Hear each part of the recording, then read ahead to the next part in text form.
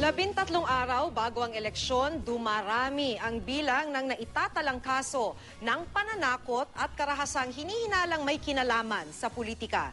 Sa North Cotabato, patay sa pamamaril ang isang kandidato sa pagkakonsehal.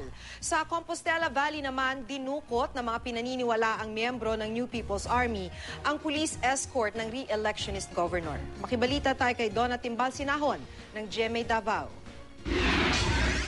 Galing sa political rally sa Barangay Anitapan, Mabini, Compostela Valley ang grupo ni re-electionist Governor Arturo Uy nang harangin ng armadong grupo ang kanilang mga sasakyan.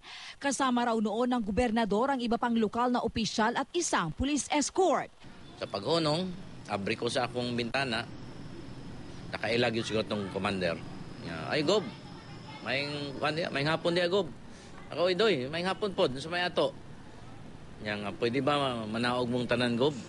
Nako, sige, may problema. Ayon sa gobernador, pinababa sila mula sa kanilang mga sasakyan. Hinalughog daw ng mga armado ang sasakyan ng gobernador at kinuha roon ang dalawang M16 Armalite.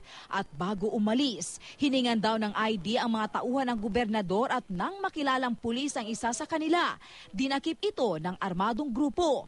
Umalis ang mga armado, tangay si SPO1 Alan Pansoy, hinala ng PNP Compostela Valley. Mga miyembro ng NPA ang dumukot sa pulis. Hindi pa alam sa ngayon ang kinaroroonan nito. Inaalam kung may kaugnayan ang insidente sa hindi umano pagbibigay ni Governor Uy ng pera sa NPA kapalit ng permit to campaign. Ang insidenteng ito nagdulot ng takot sa mga residente lalo pat ngayong papalapit ang eleksyon. Ilang beses nang nasangkot sa gulo ang mga rebelde. Ang mga tao dito, sayo na dyan kayo sila mga tulog, mga on, kay tungod nga nangahadlok sila. Habang papalapit ang eleksyon, paparami ng paparami ang naitatalang insidente ng karahasang posibleng may kaugnayan sa politika. Sa Zamboanga City, pinagbabaril ng riding in tandem ang kagawad ng barangay Latuan na si Rosalinda Ladao at asawang si Saturnino. Patay sa tama ng bala sa likod at ulo si Rosalinda, habang nasugatan sa balikat ang kanyang mister.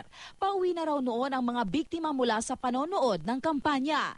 Bago ito, nakatanggap daw ng banta sa buhay ang kagawad. Inaalam kung may kaugnayan ang krimen sa trabaho ng opisyal.